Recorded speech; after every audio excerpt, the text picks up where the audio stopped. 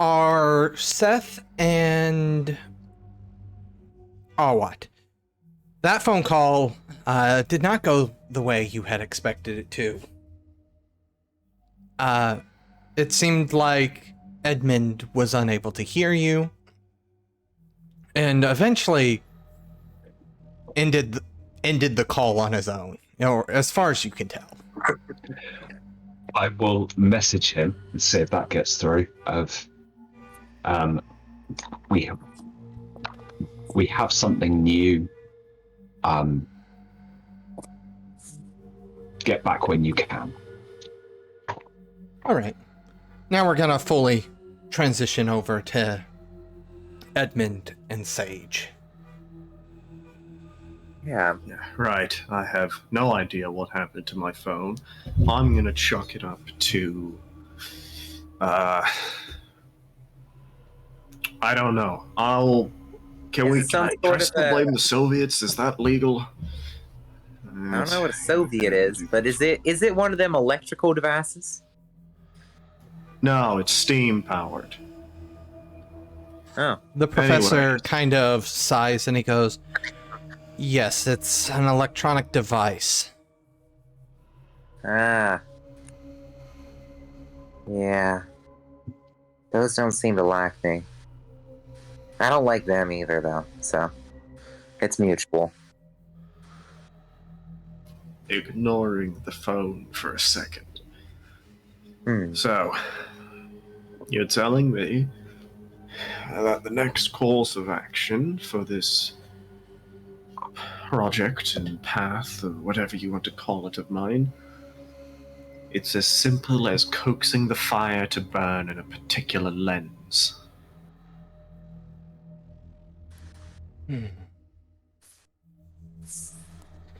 Well, how I'll do that, I have absolutely no idea, but...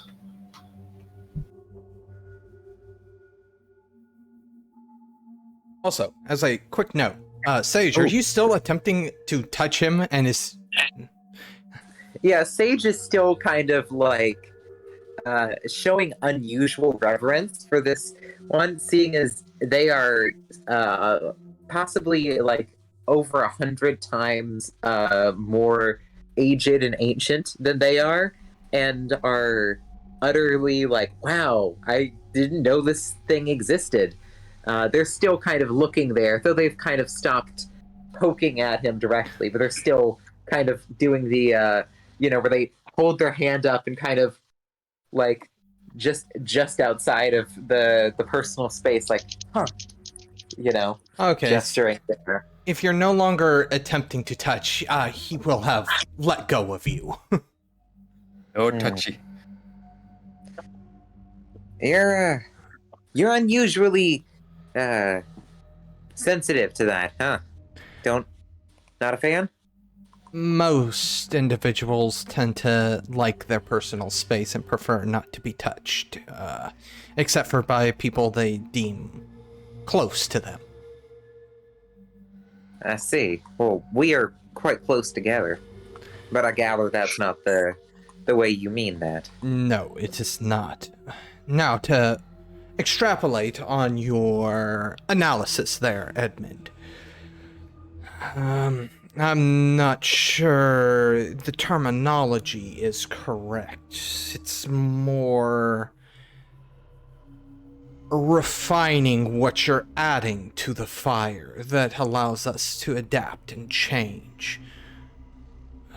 We use vitriol that we generate from completing certain paths on our journey. This vitriol is what we feed into the fire. Just as you feed the pyros into the fire. But this vitriol cannot be a mandatory component. If it is, well then my entire breakaway from my colleagues has been in vain. I will find a substitute, and I will find a workaround. That would be quite an interesting discovery. I personally have not even thought about exploring that option, so I am certainly not in any position to tell you you are wrong or on a fool's errand. What? Edmond. Yes. You talk with a great reverence for this task. It's important to you. Yes? Why wouldn't it be? Look around you. What is Do your you task? see much of a civilization? Do you see humanity flourishing anymore? I embarked on this path because my life was over without it. The fire gave me a second chance at life. And why not continue to follow it? Huh. It already gave me a second chance at life. Why could it not give humanity a second chance? Interesting. Sounds a little familiar. I heard that somewhere. It's not some kind of groundbreaking philosophy that I follow. No. And so you want to rekindle the fire in all humans, same way it kindles our touchy friend here. All humans, all life carries but a spark of this flame. It takes a lot of, effort and practice to be able to cultivate that little spark into an ember and then into a bonfire. And if you were to try to bring it down from being a bonfire, bring it back to being an ember, of course. Then you Is would have that- scorched yourself in vain. And The fire actually, is- with that, the professor's gonna kind of smirk. Scorch yourself? And he literally lifts a hand and snaps his fingers. Both Edmond and Sage would now feel nothing but a small ember burning inside of him. Oh, God. Oh, Jesus. But they don't say Jesus, 'cause I don't think they know who Jesus is, but they they start to gasp for breath. Yes, the fire is volatile, and I suppose our new friend here's point about not having the proper engine is correct. Oh, If you God. burn fuel in a vessel not designed for it, well, you might cause structural damage. But that's the point. Give it back.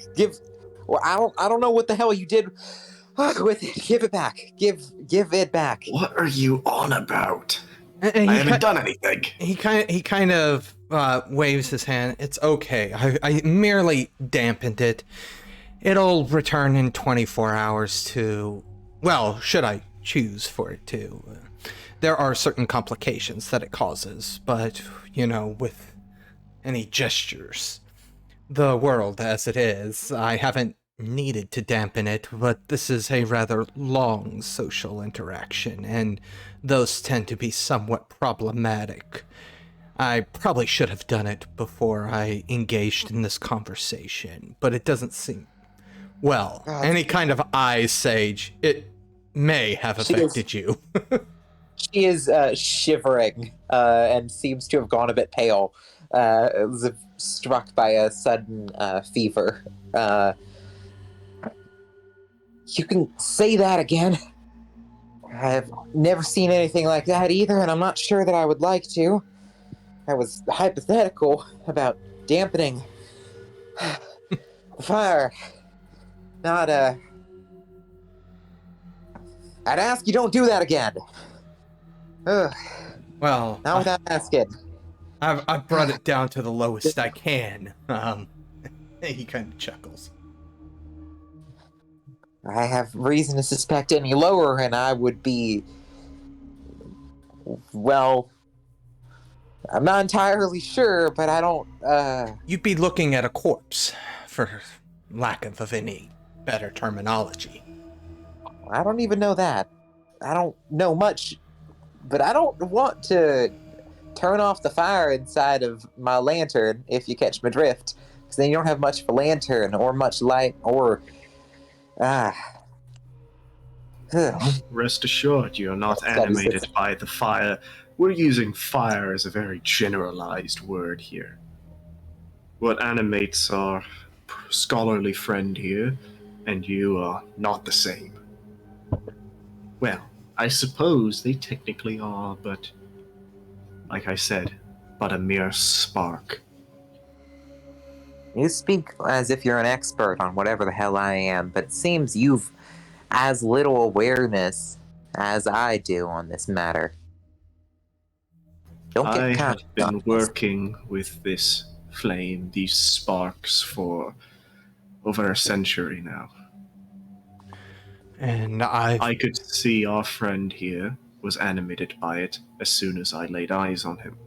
You are not.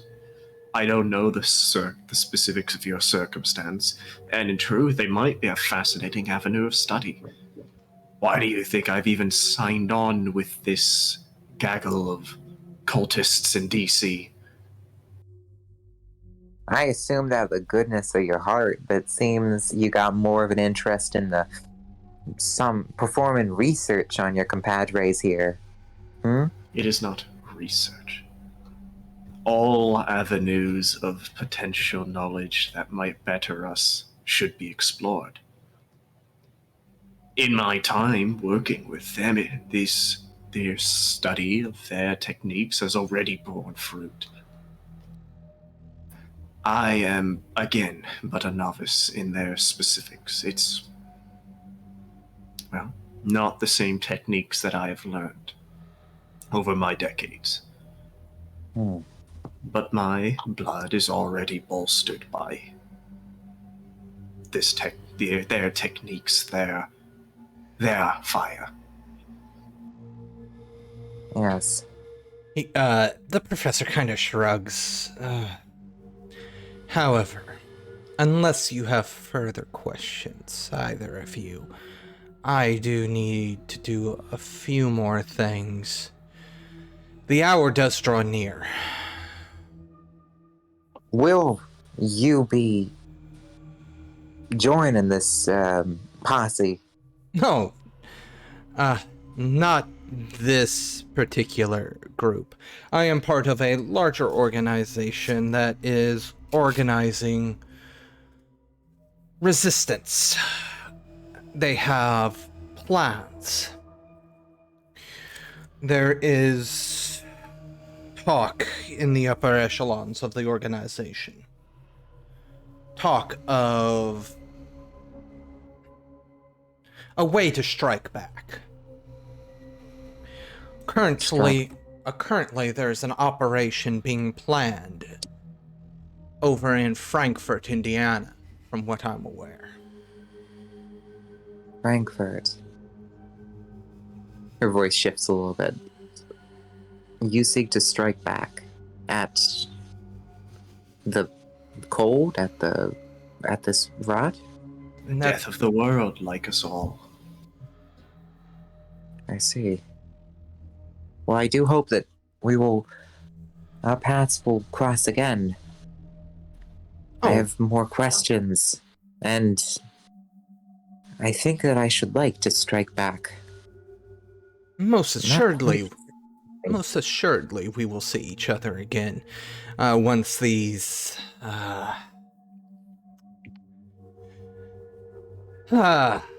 I hate this term, but these cultists, and he gestures at Edmond, awaken their godlings. And fear not, you will not be the only one I interrogate on matters that are probably beyond my. I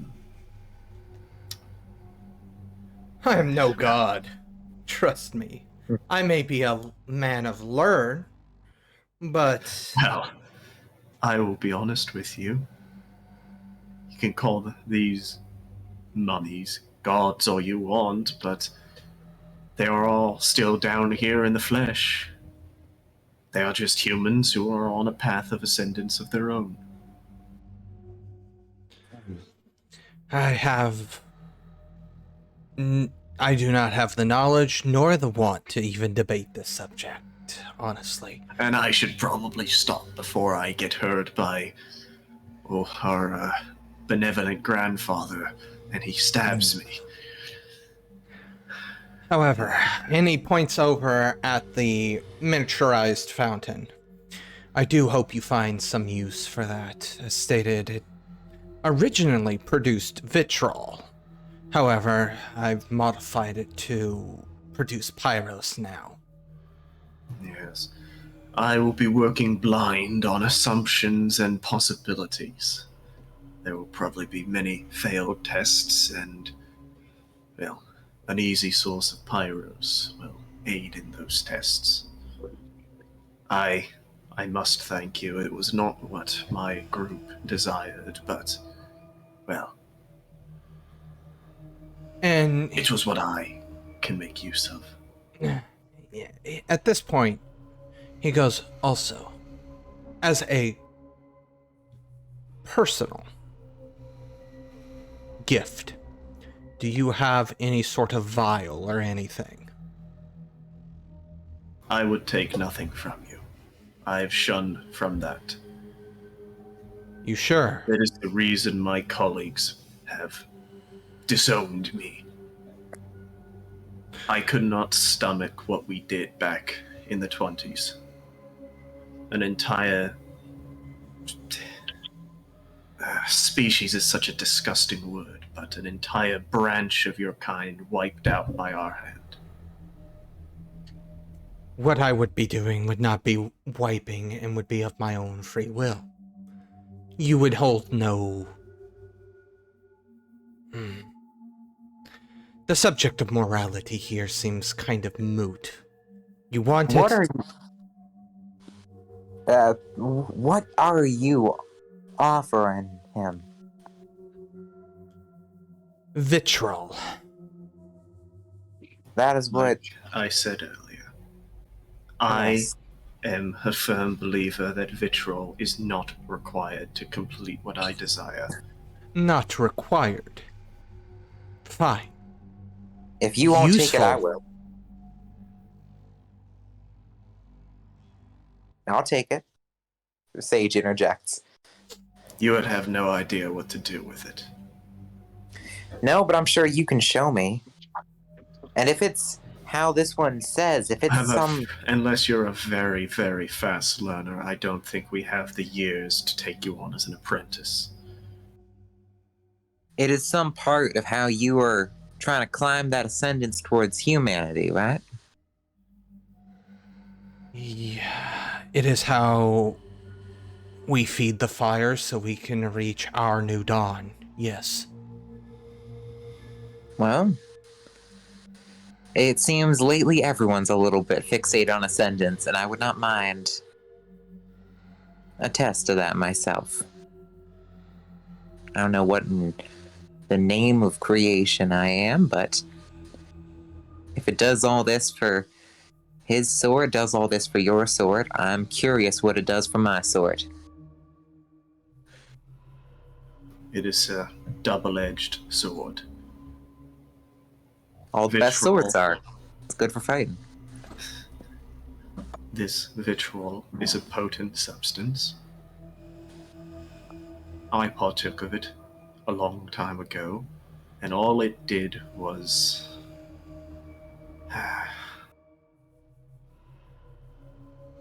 Made you Tell what me, you have are you today. noticed? No, not in the slightest. All it has done is... All it does is shake me awake every night. I haven't felt the call of sleep in over a century. All it's done is taken the sweet bliss of dreaming the night away from me.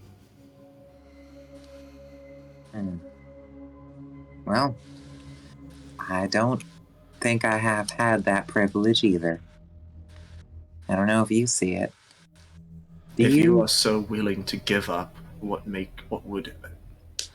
you require on your path to strangers, then so be it. I won't stop you, but I will not take it. I would hold it. And I'll make my own choice there, if that pleases. Do you... She kind of looks to the professor, genuinely a little bit emotional. Do you see it? Do you see just flesh and blood there? Bones and skin and all. As they all seem to. He raises an eyebrow, and this is partially me as a DM. What exactly is Sage getting at here? I look down and I see not flesh, but wood where my bones should be, stones where my teeth should be, all the... It's not right. Skin is a soapy mass. There should be blood in these veins and they're pulsing, but they're warm and filled with fire and grease and oil. I don't think it's right, and I don't think that's human. Do you see it too? She kind of gestures kind of frantically at her face. I cannot be the only one who sees this. Who... You're some sort of monster. Oh, we're gonna have a moment here. And she sees that as you're some sort of, freak too, but, Drop in, lads. Oh, Fire Sage, we hardly knew ye. No, it's okay. He dampened his Azoth to 1. He's not that scary. She is sounding a little bit manic in that. At this point, he takes a very deep breath. That term that you just used is everything I try not to be. I may have been created on some sort of lab table by some madman that I refuse to even give a second thought to nowadays. But I am anything but a monster. I am more human than half of the people that lived on this earth before the Great Contagion ripped them apart. I am more human, and he does gesture at Edmond, than this man would ever, or his organization would ever care to admit. I am not some experiment. I am a person, and I deserve to be treated as such. This conversation is over. Edmond, I wish you the very best of luck. And he turns on his heel and leaves at a very quick pace. Goodbye. Sage, I don't know what you Shakes her think head. you are. I don't know if it's a mental delusion or if you are in all honesty convinced you are not human. Doesn't matter. Human is a state see of it. mind. I can see it, damn it. Nobody else seems to. I see it there. Do you believe yourself not to be human? Do you not want to be human? I have been walking among humans for some 2 years now. Don't remember shit before then, but I know humans don't seem to see these things. They don't see this. They don't see this. And she gestures first at herself, then at the world there. There's something isn't right. And most of them are born out of nothing into the world, but I know I'm made out of something. Someone. Do you know what? She kind of tugs at her hair angrily. Well, I'll tell you one thing.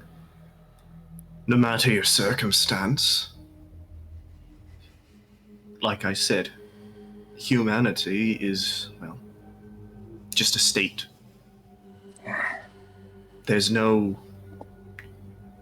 I suppose you can argue genetics make you human, but I would disagree at this point in my life. If you want to stand there and claim that you are not human, fine. But it is a dangerous way of thinking. If you are convinced that you are not human, well, then that is the road to becoming a monster, as you're so inclined to think.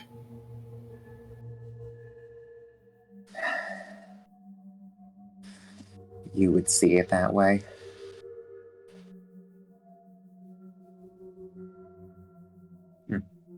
She goes and Look, there are clearly what's the word? A bit distressed. Goes and struts back towards the hideaway area, towards the center of the city, chewing on her pipe. You would say that. You would say that. I would. I have not been proven wrong yet.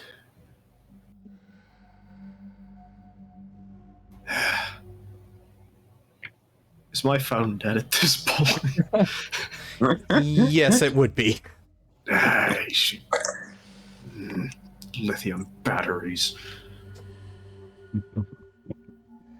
Edmond will, I suppose, begin limping back to the Smithsonian because... Are you not going to pick up the fountain?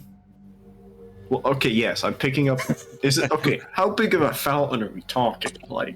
It's the fountain that you're aware of from Promethean. I can't remember. I thought that was like a little handheld thing. Yeah, it is small enough to be carried by a person, but it's not necessarily, a little teeny tiny thing. It's more, like the size of a cake, I guess is a good way to explain it. Maybe like a couple tiers. Then I am picking it up and then beginning to limp backwards. Probably slower because I am now carrying something probably kind of unwieldy. Yes. Sage, you're not heading towards the Smithsonian, correct? You're heading more towards... No, she's heading towards the Smithsonian, but she's kind of trying to walk off the state of emotions that this confrontation has put her in. Kind of, slightly limping off of the wounds from a few days prior. Just grumbling to herself and muttering about, something unclear. And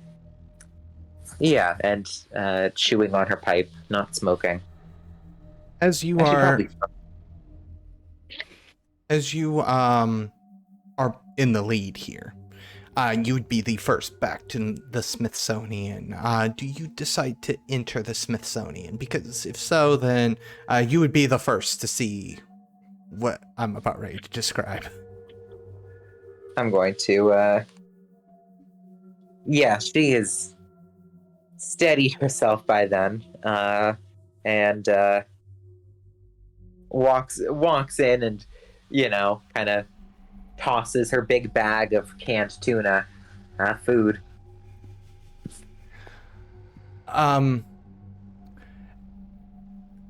sorry, I'm gonna do this to one of your characters, but Seth, you see Oh, you see Sage walk in, throw a bag of what seem to be non-perishable items as you kind of book it past her, and the first words out of your mouth are, "We're gonna need a bigger bag than that."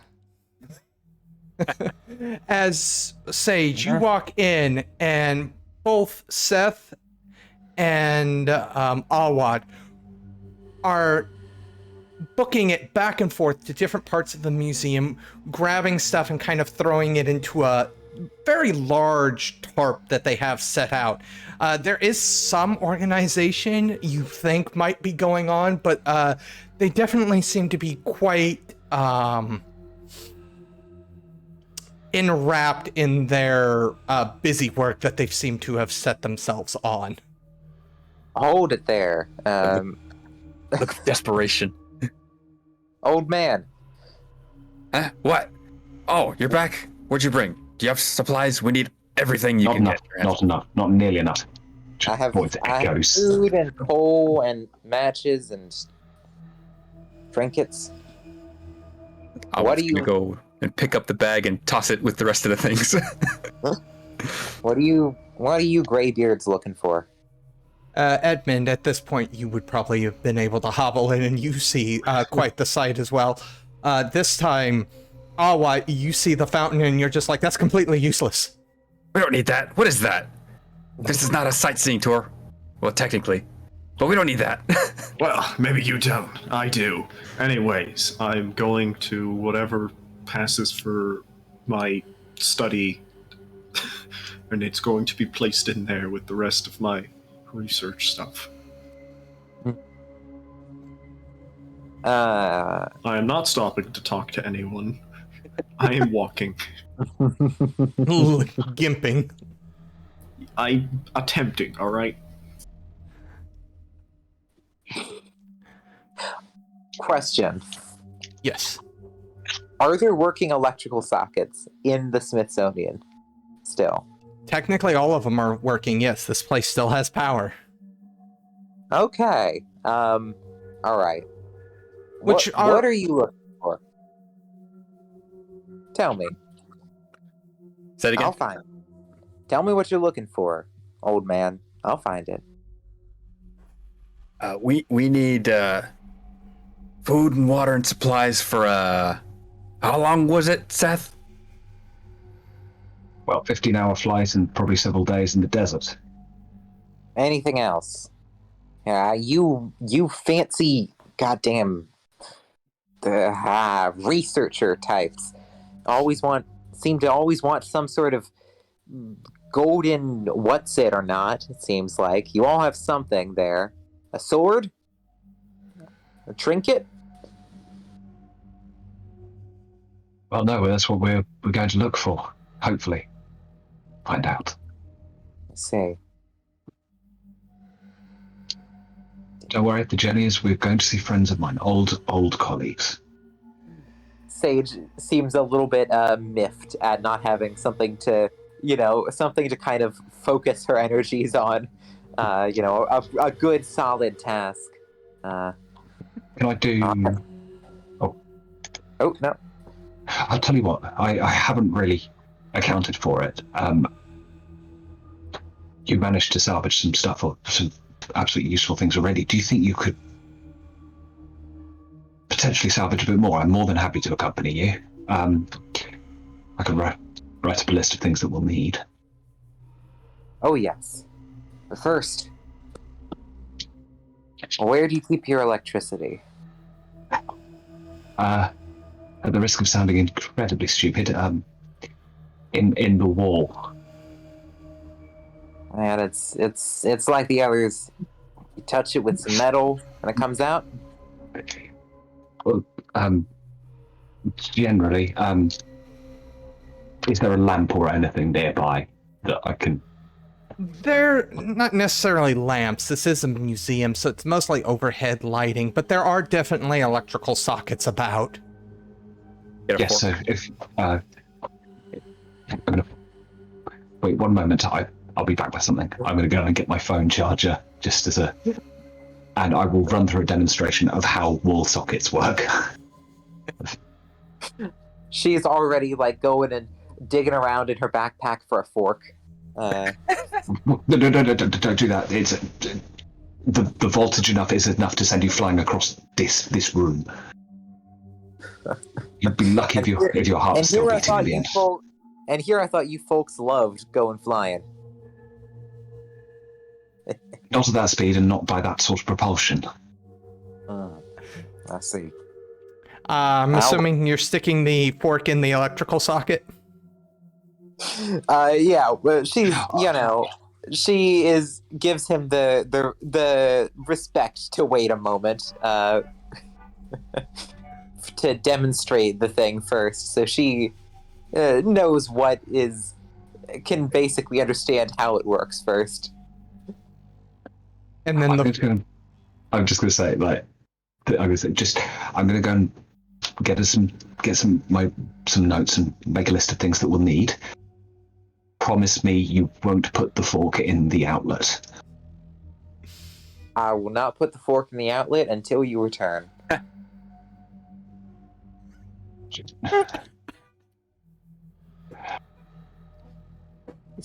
I'm going to be walking away. I'm going to be responsible. I'm going to watch someone die here.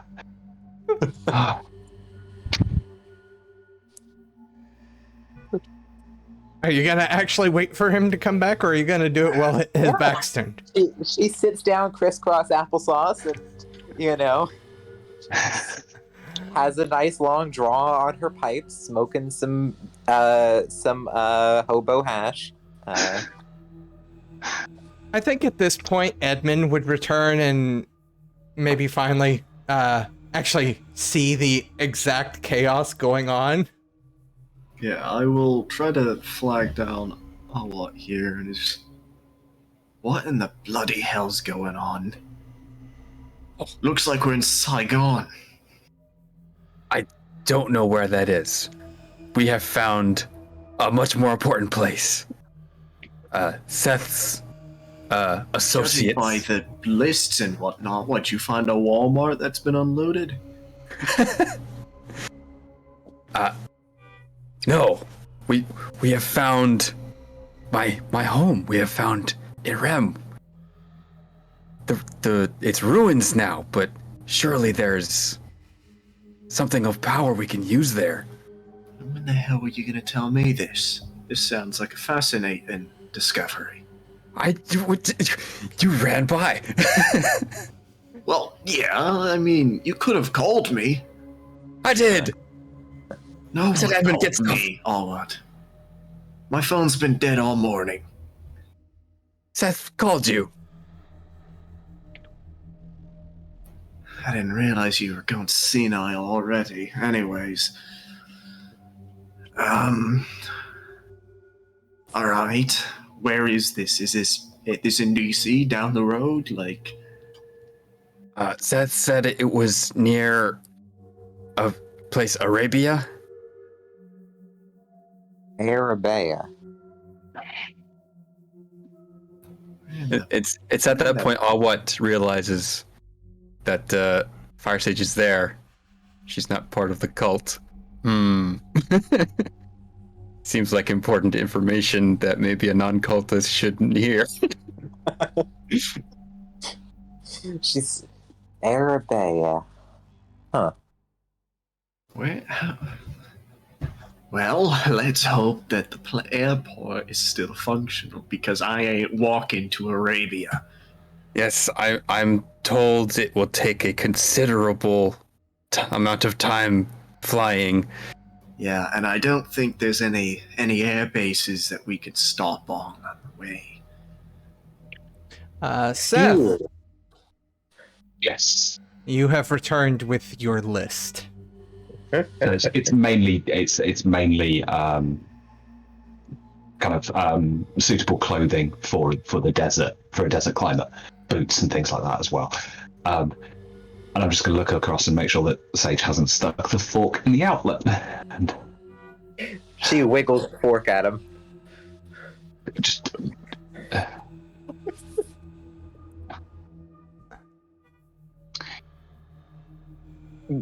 All right. Is- What on the Is what? Oh, yep. is it carpeted? No, this would probably be tile. Okay. So against Seth's gonna kind of straighten out his sleeve with one hand, and then walk over and just do the slightest kind of static shock. Now, I want you to imagine that amplified by 1,000 times over. God, yes. It's not. It's lethal. There's 40,000 volts through there going through that wall. Anything over 250 is enough to kill you. Good luck. Is that talking more her than out like? of it? She's Is in that a bit of more a than depressive lightning? state right now. Oh, don't you talk to me about that, Mister. You're the Drink one that blood or- caused Edmond. my source of information to storm off into the streets because you don't know how to talk to people. You killed a whole species of something. I alone did not, and I have been working to atone for that for, well, a century now. Yeah. Well, don't go getting on your high horse at me on this. There's Not a bit of now. a difference between past mistakes and suicidal electric shocks. You're a science man of some sort. Is that more than lightning? In there. Less than lightning, technically. That should be fine. I've been hit by lightning before, and it stung like hell, but it worked. I'm freezing fucking cold. I need that warmth. We can actually just start a fire if you're... We could turn the heat... This place is still heated. And I think they're gonna just go and shove the thing in there in an act of defiance, real quick, because they're not, they know that you don't stick your hand in the fire for like 5 minutes, then you just end up cooked. But they give it a little jab in there. Yes, well, see, the thing about electricity is it causes the muscles to seize. Contract. You don't let go. Okay. Sorry, we do have a medical professional here, so that was going to get brought up eventually. Yeah, no, I'm well aware. I have been severely shocked. I launched a lamp across the room. It was great. Oh, I mean, I guess it depends what way the current is. I don't know enough about the two types of electric current to know which one causes you to see that. It's direct current. Alternating current is rarely used. So if you're gonna do this, I would refer to the core book, page 96, 97 for electricity.